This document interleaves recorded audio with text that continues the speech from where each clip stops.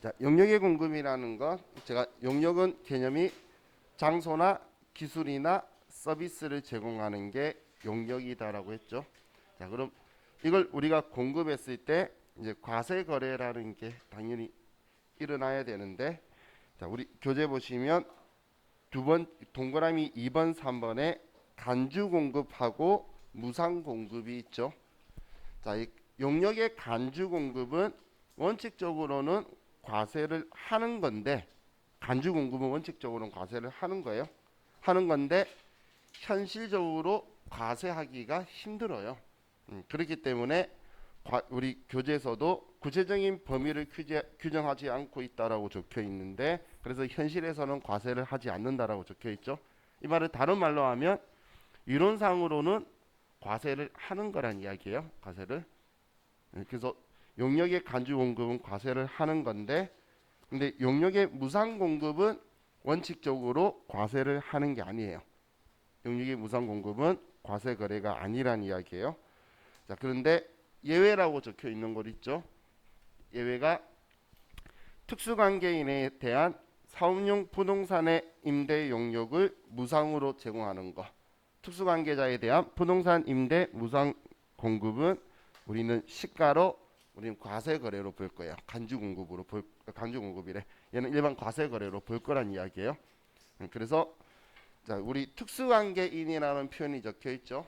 그럼 나중에 이제 법인세법에서 이런 표현을 쓰게 돼요. 부당행위 계산 부인 규정이라는 게 있어요. 부당행위 계산 부인 규정이라는 것, 특수관계자와의 거래에서 조세를 부당하게 감소시키려는 의도가 있다라고 바라보는 거예요. 그래서 특수관계자의 거래에 대해서는 세법은 전혀 단 1도 안 믿어요. 심지어는 물건 비싸게 사면, 특수관계자한테 비싸게 사면 잘못했다는 느낌 들죠? 싸게 사도 안 믿어요. 나쁜 생각이 있을 것이다. 그래서 무조건 시가와 이걸로 일어나야 된다라고 보는 규정인데, 이 부가가치세법에서도 일부분들은 특수관계자의 거래는 부당행위 계산 부인 규정을 적용받아서 이렇게 우리 시가로 공급한 걸로 예외 사항을 두고 있다라고 보시면 돼요. 자, 그럼 재화 용역 공급의 사례를 보면, 자, 우리 두 번째, 세 번째 걸 먼저 볼게요.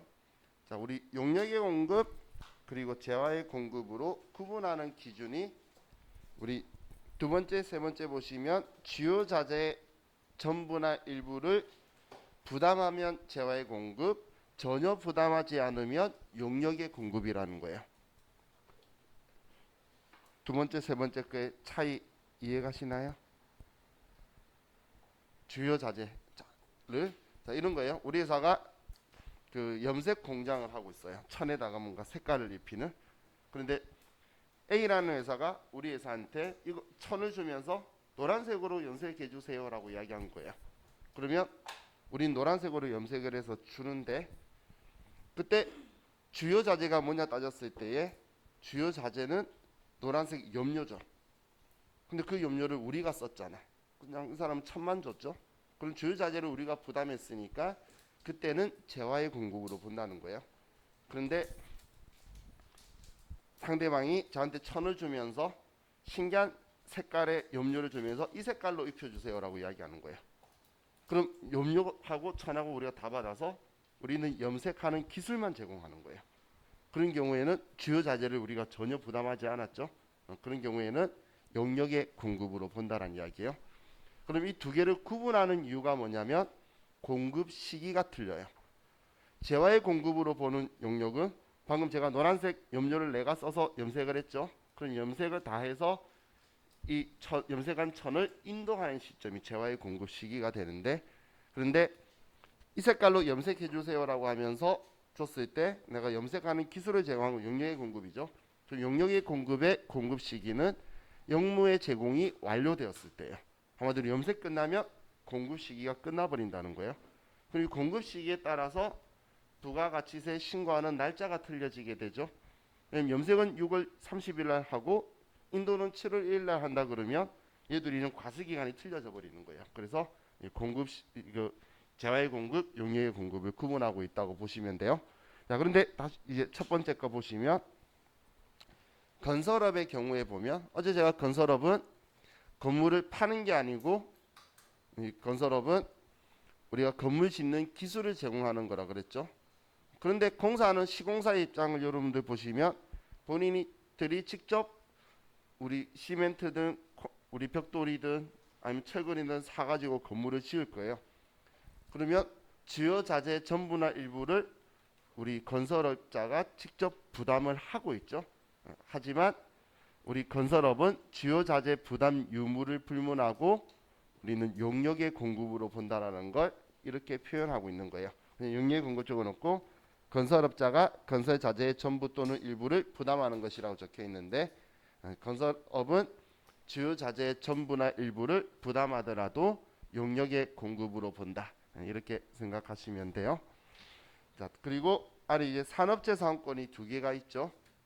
자, 우리 무형자산이라고 이야기하는 회계에서 이야기하는 이 산업재산권을 우리가 다른 사람한테 빌려주면 대여를 하면 용역의 공급인 거고 이걸 권리를 아예 넘겨버리는 양도를 하면 재화의 공급으로 본다는 거예요. 재화의 공급이 재산적 가치가 있는 걸 넘기는 게 재화의 공급이잖아요. 그러면 디자인권이나 특허권을 넘기는 건 재산적 가치가 있는 걸 넘기는 거죠. 이거는 우리는 재화의 공급으로 보는 거예요. 근데 쓸 수 있도록 하는 건 용역의 공급이다. 자, 그럼 이제 재화의 수입에 대해서 보도록 할게요.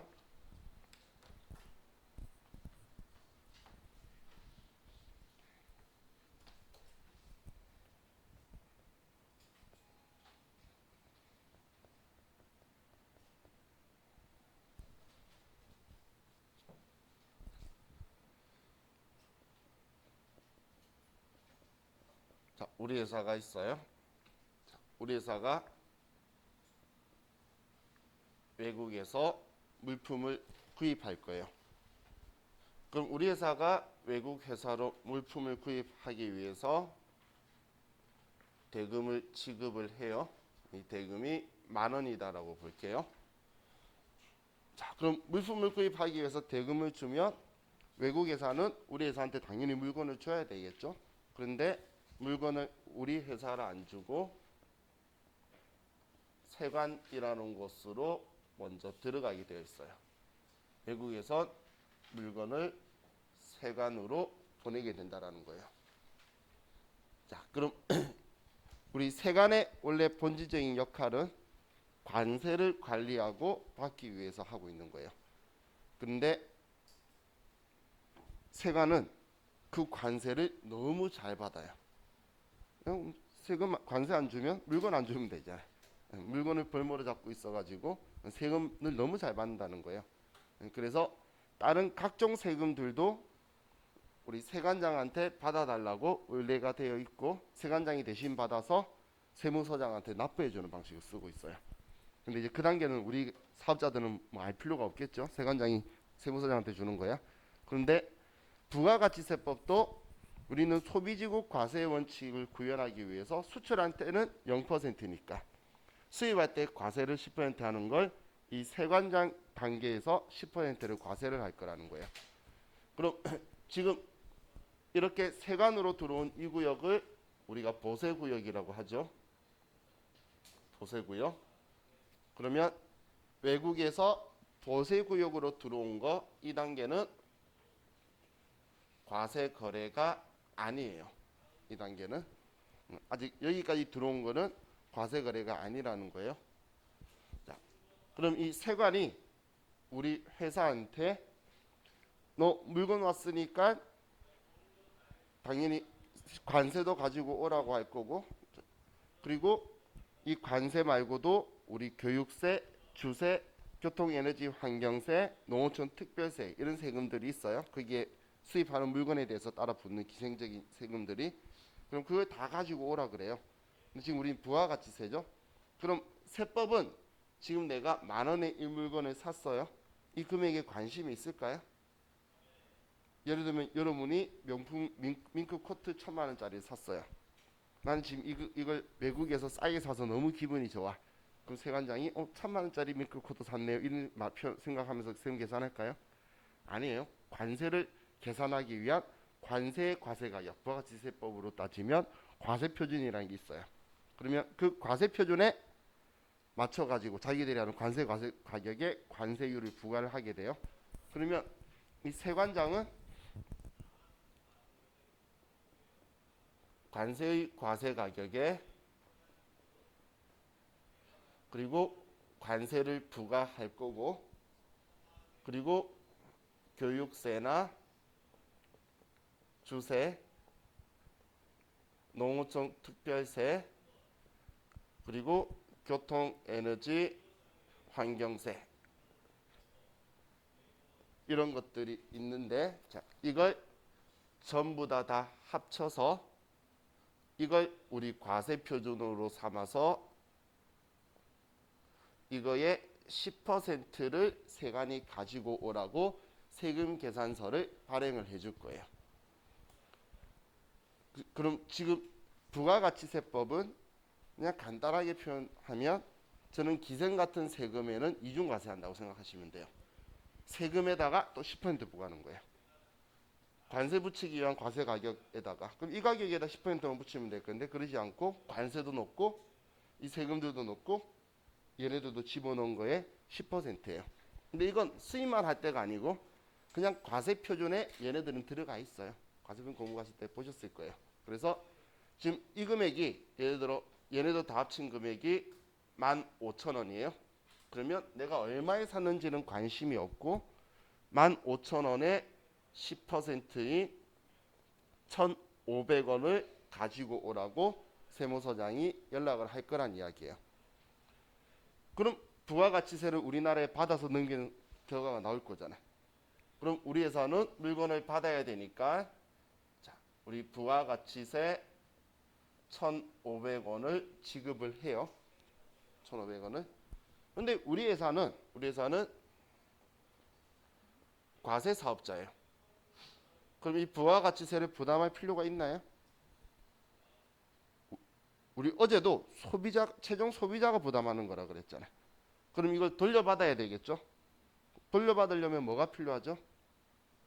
세금계산서에 의해 확인되는 거 공제해 줄 거라 그랬죠? 그래서 내가 사업자라고 사업자 등록증을 제시를 하며 세관장은 나한테 이제 수입 세금 계산서를, 이 금액은 실질적으로 의미 있는 금액은 아니죠. 이 금액을 만들기 위한 명목가액으로 15,000원에 1,500원짜리 수입 세금 계산서를 세무서장이 발행을 해줄 거고, 그럼 이 수입한 물건이 불공제 사유에 해당하는 사항이 아니라면 매입세 공제 받을 수 있는 거예요.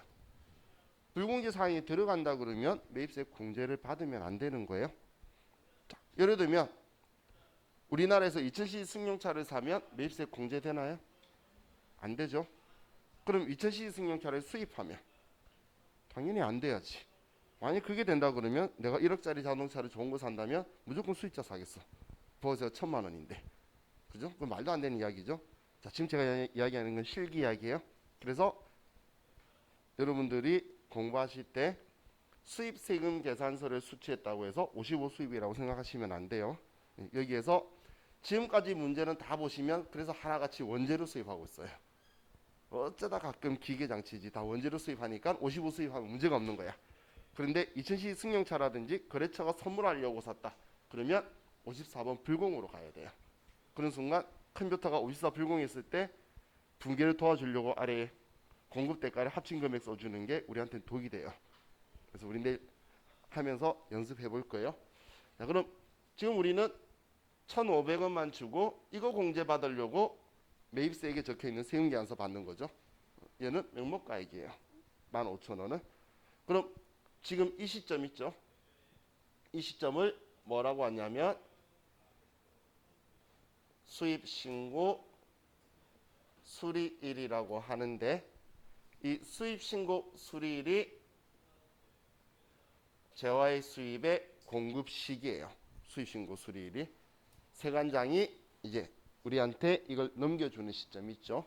이게 수입신고 수리일인데, 이때 우리가 공급 시기로 봐서 이제 재화 세금계산서에 작성일자가 이걸로 적혀 있을 거예요. 이걸로. 자, 그럼 이때는 과세 거래가 되겠죠. 그러면 하나만 좀 더 볼게요. 세관 안에서 이렇게 세관 안에서 거래가 발생을 해요. 거래가 세관 안에서도 뭐 매점도 있을 거고, 그리고 서로 컨테이너를 옮겨주는 것도 할 거고, 뭐 지게차도 오가고 많은 일이 보세구역 안에서도 일어난다는 거예요. 그러면 이 보세구역 안에서 일어나는 이 거래는 그냥 일반 과세예요. 그리고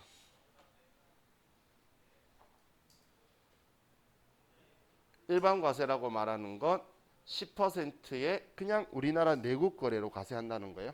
저희가 보세구역이라고 뭐 0%나 세금 부과 안 하는 게 아니고 그냥 우리나라 안에서 일어나는 거예요. 그 보세구역이라고 안에 있는 마트에 부가세 10%가 빠져 있다 그런 건 없는 거예요. 그 안에서 일어나는 건 10%니까 보세구역 내에 일어나는 거래는 과세 거래다 이렇게 생각하시면 돼요. 많은 분들이 여기까지 잘 알고, 그리고 수출하기에 집어넣는 것까지도 과세 거래인 거 아는데 이 안에서 생각했을 때 고민을 좀 많이 하시더라고요. 이론으로 나왔을 때. 그래서 이것도 같이 기억을 해두세요. 자, 그럼 이제 재화의 수입에 대해서 같이 봤고, 자, 고용 주의해 보시면 고용관계에 따라 근로를 제공하는 거는 용역의 공급으로 보지 않는다. 당연한 거 아니에요. 회사에서 내 기술을 제공하는데 이걸 용역의 공급으로 부가세 10%를 누구한테 부과해서 누구한테 줄 거야. 이게 말이 안 되는 이야기죠. 그래서 당연한 건데 의외로 시험에 자주 언급이 돼요. 자, 이제 다음 페이지로 넘어가서, 자, 부수 재화 및 부수 용역의 공급이라고 적혀 있죠. 자, 부수 재화 및 부수 용역의 공급은 여러분들이 이렇게 기준만 잡으시면 돼요. 재화 용역에서는 우리는 주된 거래를 따른다. 주된 거래를 따른다라는 이야기는 지금 이 부수 재화 및 부수 용역의 공급이라는 것, 재화의 공급과 용역의 공급이 동시에 제공되었을 때, 그럼 그 두 개 중 한 개는 주된 거고 한 개는 부수적인 것 거잖아. 그런 이런 경우에 주된 거래를 따른다는 거예요. 자, 주된 거래를 따른다는 게 어떤 표현이냐면, 자, 우리가 에어컨을 파는 회사라고 볼게요. 가게. 그럼 에어컨을 팔면 그냥 에어컨 팔면 에어컨 기계만 달랑 가져다 주거나 아니면 상담에 들고 가나요? 에어컨 설치까지 해줘야 되겠죠. 그러면 에어컨 판매하는 금액에는 에어컨 설치 금액까지 들어가 있는 거예요. 근데 어떤 분은 이런 표현 하더라고요. 에어컨 새로 사면 설치비가 없는데 중고 사면 설치비가 있다고. 새 거 가격에 설치비가 다 포함되어 있는 거예요. 자, 그럼 이 금액 이 금액에는 그럼 방금 에어컨 가격과 설치비가 포함되어 있는데 에어컨을 파는 거는 재화의 공급이고 에어컨 설치해 주는 건 용역의 공급이라는 거예요. 그럼 이거 두 개를 분리시켜서 해야 될 것이냐, 이 부분인데, 자, 주된 거래가 뭐죠? 에어컨 설치해요? 에어컨 판 거예요. 우리한테 에어컨 판 거잖아. 그러면 그냥 전부 다 에어컨 판 거인 재화의 공급으로 그냥 다 합쳐서 보지 분리하는 게 아니라는 거예요. 또 반대로 보면 여러분 자동차가 고장이 났어요. 그럼 자동차 고장 나면 자동차 수리하는 거는 재화의 공급이에요, 용역의 공급이에요? 용역의 공급이죠. 그런데 그 수리하는 데에 부품이 들어가야 되는 거야. 그러면 부품도 같이 넣으면서 부품 값을 받겠죠. 그럼 부품을 파는 거는 재화의 공급이죠. 그럼 용역의 공급과 재화의 공급이 동시에 나왔네요. 근데 주된 게 우리 고객한테 부품 팔려는 게 아니잖아. 자동차 고치는 게 주된 거래죠. 그러면 부품 가격까지 전부 다 용역의 공급으로 보겠다는 거예요. 그게 제가 주된 거래를 따른다 이렇게 표현한 거예요. 어떤 의미인지 이해가시죠? 자, 근데 아래쪽에 보시면 주의라고 적혀 있는 곳에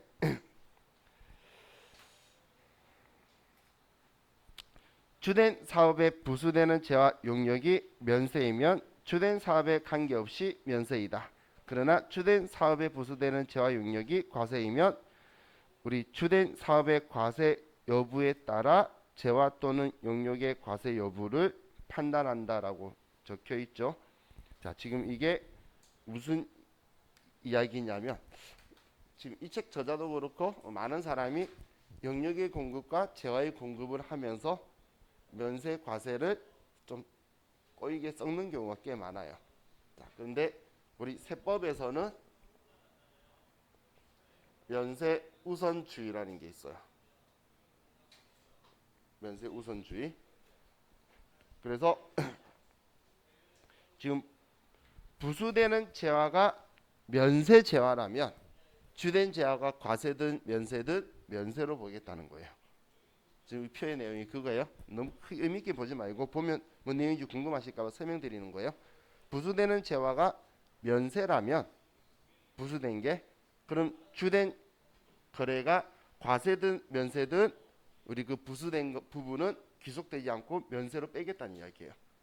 주된 것도 면세고 부수된 것도 면세면 당연히 면세인 건데 그런데 주된 게 과세고 부수적인 게 면세면 얘 둘이 나눠서 그냥 주된 거는 과세하고 부수된 건 면세하겠다. 그런 이야기예요. 그런데 부수되는 재화가 과세라면 부수되는 게 그러면 주된 거래가 과세면 당연히 과세를 하는 거겠죠. 그런데 주된 재화가 주된 거래가 면세 거래인데 부수된 게 과세라면 이것도 전부 다 면세로 봐버리겠다는 이야기예요. 그러면 면세 쪽으로 치중이 많이 가게 되죠. 이걸 우리 면세 우선주의라고 표현을 해요. 자, 이제 다음 115페이지에 재화의 공급 시기를 좀 볼게요.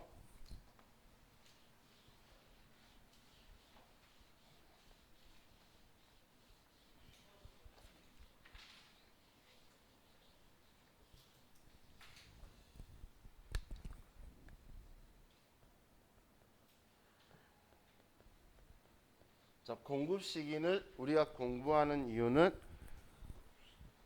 부가가치세 신고를 해야 되는 그 날짜의 기준이 돼요. 공급 시기가 언제냐에 따라서 이번에 신고한다 아니면 다음번에 신고한다. 이게 결정이 되기 때문에 공급 시기가 중요하고 우리 실기 목적으로는 매입 매출 전표 입력 일자가 되는 거예요. 매입 매출 전표를 입력하는 입력 일자가 되는 거고 그리고 세금 계산서로는 세금 계산서에 작성 일자가 작성 연월일이 공급 시기라고 보시면 돼요. 그럼 이 공급 시기는 우리한테 엄청 중요한 시기가 되겠죠. 자, 이 공급 시기에 해당하는 회계상의 거래를 매입 매출 전표에 입력하는 거고 이 공급 시기에 해당하지 않는 회계상 거래를 일반 전표에 입력하는 거예요. 그래서 우리 매입 매출 전표, 일반 전표 이렇게 구분하실 때의 기준점을 공급 시기에 해당하냐 안 하냐. 예를 들면 이런 거예요. 계약금 받았어요. 일반 전표예요. 그랬다가 실제로 물건 팔면 매입 매출 전표예요. 나머지 돈을 받았든 안 받았든. 그게 물건 팔아서 인도했을 때가 공급 시기라서 그런 거예요. 기준 좀 그렇게 잡으시면 돼요. 자, 근데 돈 받고 세금 계산서 발행했어요. 그럼 그날이 공급 시기가 되는 거예요. 계약에 따라서 미리 대가를 받았잖아요.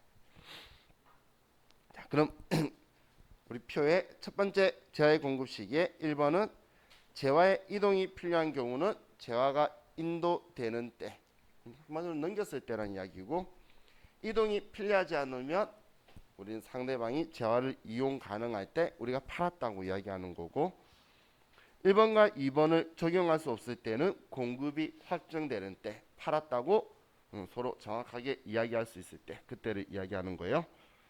자, 그럼 거래 형태에 따른 재화의 공급 시기를 볼게요. 자, 현금 판매, 외상 판매 또는 할부 판매라고 적혀 있네요. 자, 부가가치세법에서 부가세법만이 아니에요. 모두 세법에서 그냥 할부 판매라고 적혀 있는 건 단기 할부 판매를 이야기하는 거예요. 단기 할부 판매. 장기는 장기라고 꼭 표현이 되어 있을 거예요.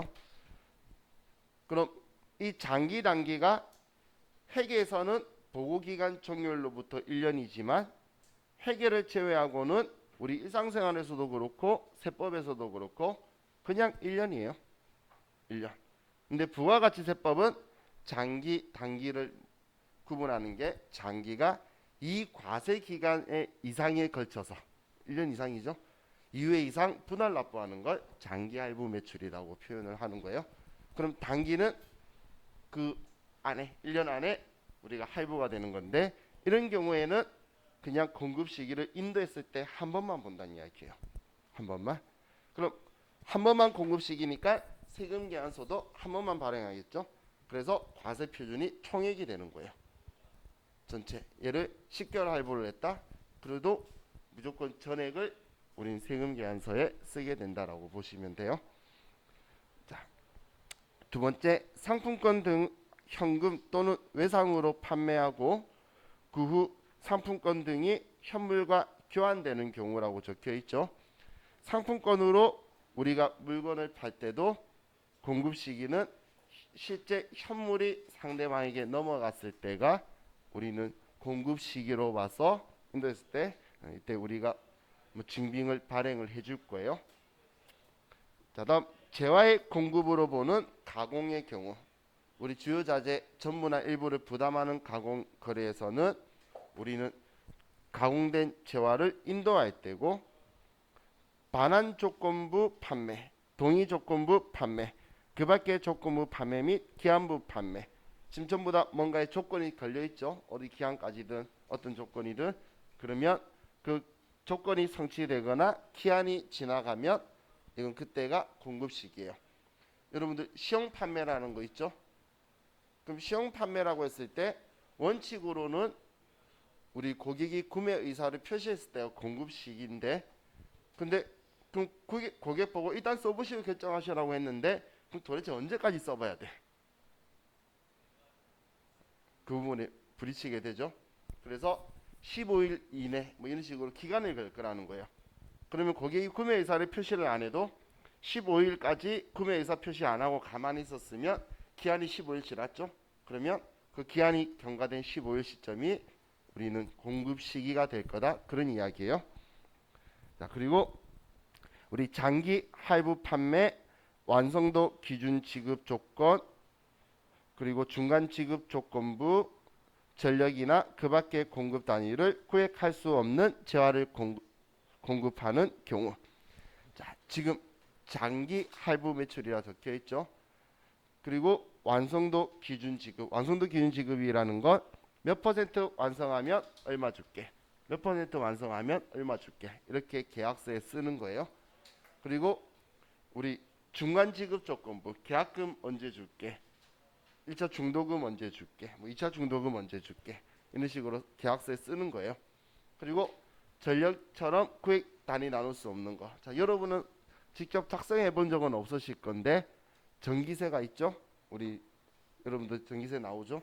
그건 원래 처음 건물을 지을 때 계약서를 써요. 계약서 쓸 때 언제부터 언제까지 쓴 거에 금침 얼마를 가지고 구획을 나눠서 이렇게 요금을 부과하겠다라고 우리가 계약서에 써 있다는 거예요. 지금 제가 그 이야기하는 건 계약서에 약정한 대로 하겠다라는 표현을 뭐라고 표현하냐면 대가의 각 부분을 받기로 한 때 그때 이 말이 곧 계약에 따라 주겠다는 거고 이걸 다른 표현으로 약정주의를 따른다라고 해요.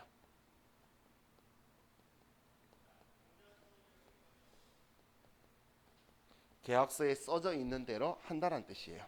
계약서에 언제 받기로 썼는지 장기 할부 매출 매달 며칠 날 할부금 줄게 적혀 있는 그 날짜를 공급 시기로 보겠다. 그런 이야기예요.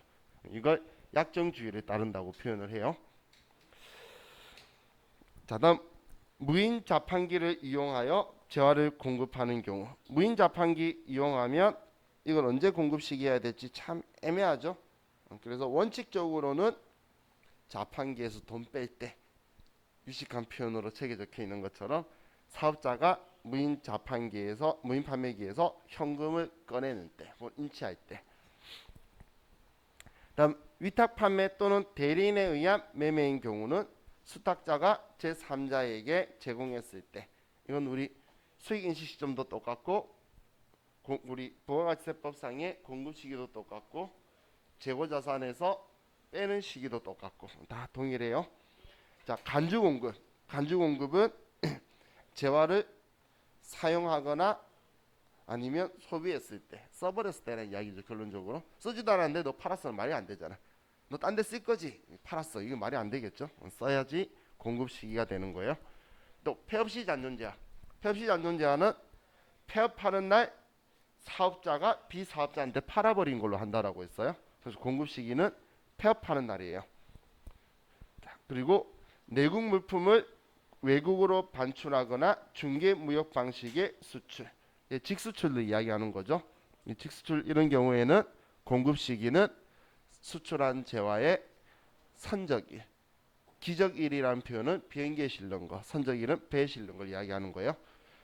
자, 그리고 원양업이라든지 아니면 위탁 판매 수출을 하는 경우에는 수출 재화의 공급이 확정되는 때고, 그리고 외국에서 넘기거나 아니면 위탁 가공 무역 방식의 수출은 외국에서 해당하는 재화가 인도되는 때가 공급 시기예요. 우리나라가 기술이 좋아서 위탁 가공 무역을 꽤 많이 해요. 위탁 가공 무역을 외국에서 어느 정도 다 만들어 놓고선 이 기술을 이제 좀 입히고 싶은데 우리나라 엔지니어가 가거나 공장이 들어가질 않으니까 우리나라 공장에 물건을 보내서 여기에다가 뭔가 기술을 집어넣어서 다시 보내버리는 게 위탁 가공이에요. 이럴 때는 기억해두세요. 나중에 회계 처리할 때 이걸 듣게 돼요. 관세 환급금이라는 걸.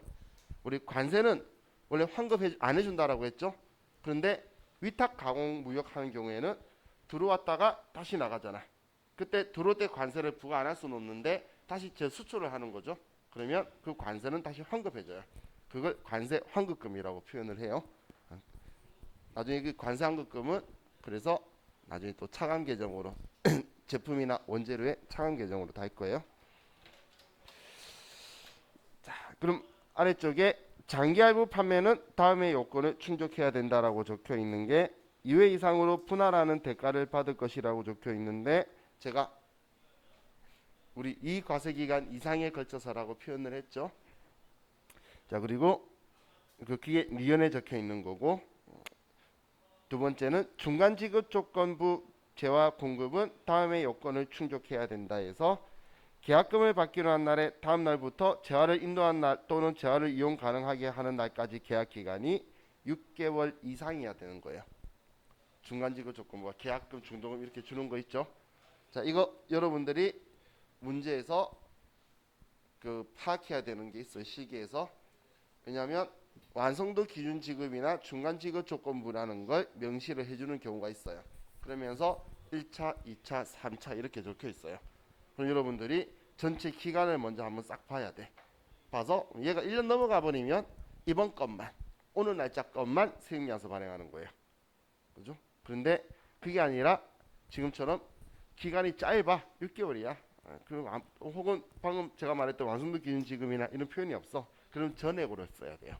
그래서 문제에서 그것도 체크를 하셔야 돼요. 자, 뭐 계약금 외의 대가를 분할하여 받는 경우 3회 이상 분할해서 받아라. 이게 우리 중간 지급 조건부에 대한 이야기고, 다음 페이지 용역의 공급 시기를 보면,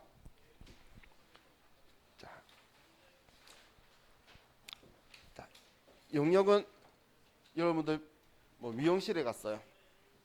그러면 머리를 다 자르거나 파마나 뭔가를 다 했을 때에 그때 이제 돈 줄 생각이 들죠. 그러면 반대로 미용실 입장에서는 영무의 제공이 완료되었을 때, 머리 다 손질 다 해줬을 때, 그때가 원칙적인 공급 시기라고 보시면 돼요. 그래서 일본의 통상적인 경우라 적혀 있고, 우리 가공 계약 중에 용역의 공급으로 보는 가공 계약 있죠. 그것도 통상적인 경우이기 때문에 지금 동그라미 1번의 경우를 받는다고 보시면 돼요. 자, 그리고 기타 나머지는 시설물 권리 등 재화가 사용되는 때라고 적혀 있죠. 이게 펜션이에요. 펜션도 용역의 공급이죠. 그러면 이거는 여러분들이 들어가서 그걸 사용하게 됐을 때 그때 공급 시기가 된다라고 보시면 돼요. 자, 그럼 거래 형태에 따른 용역의 공급 시기를 보면 장기 할부 판매, 완성도 기준 지급, 중간 지급 조건부, 뭐 전력이나 그 밖에 공급 단위를 구해갈 수 없는 경우, 이거 재화의 공급에서 봤던 표현이죠. 얘도 조건이 똑같아요. 대가의 각 부분을 받기로 한 때.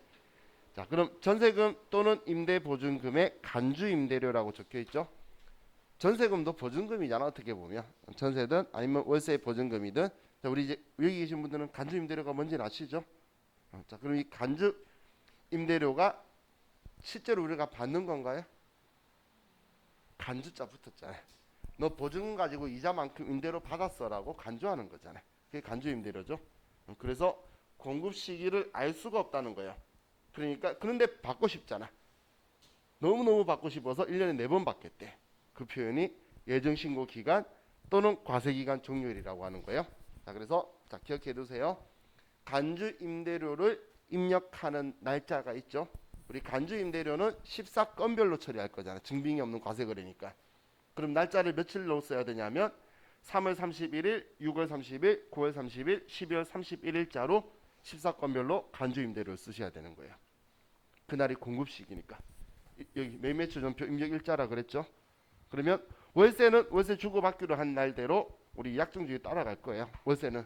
하지만 간주임대료는 무조건 우리 예정신고 기간 또는 과세기간 종료일자로 14건별로 쓰는 거예요. 옛날에 세무 1급이었나? 어디에서 월세는 6월 10일이고 간주임대료까지 회계 처리하라 그랬는데 전부 다 6월 10일로 써가지고 제가 속이 천불이 났어요. 왜 6월 30일이에요? 이 말 하는 순간 뚜껑이 열릴 뻔했어요. 공급 시기에 써줘야 되는 거예요.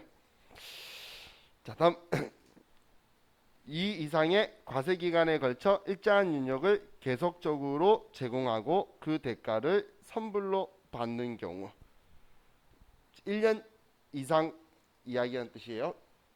이 두 개 이상의 과세 기간이라는 것 1년 이상에 걸쳐서 용역 제공하는데 그 대가를 1년치를 선불로 받는 거예요. 1년치를. 자, 그리고 두 번째는 두 개 이상의 과세 기간에 걸쳐 부동산 임대 용역을 공급하고 그 대가를 선불 또는 후불로 받는 경우 월수로 안분 계산한 임대료라고 적혀 있는데 얘는 월세를 1년치를 선불로 다 받아버리든 아니면 후불로 돈을 못 받고 나중에 다 미뤄져 있든 이건 상관없이 전부 다 부가가치세 신고할 때마다 받고 싶은 거야. 1년치가 한 방에 다 일어나는 건데 그래서 4번 나눠서 오른쪽 예정신고 기간 또는 과세기간 종료일을 공급 시기로 하겠다라는 거예요. 자, 그리고 폐업하기 전에 용역 공급 시기가 우리 폐업일 이후에 도래하는 경우 그런 경우에는 우리는 폐업한 날을 공급 시기로 하고 그 외에는 영무의 제공이 완료되었을 때 한다라고 보시면 돼요. 자, 아래에 있는 우리 거래 장소는 그게 중요하지 않으니까 우리 이번 시간은 여기까지만 보고 쉬었다가 영세일 면세 다음 시간 보도록 할게요. 쉬었다 합시다.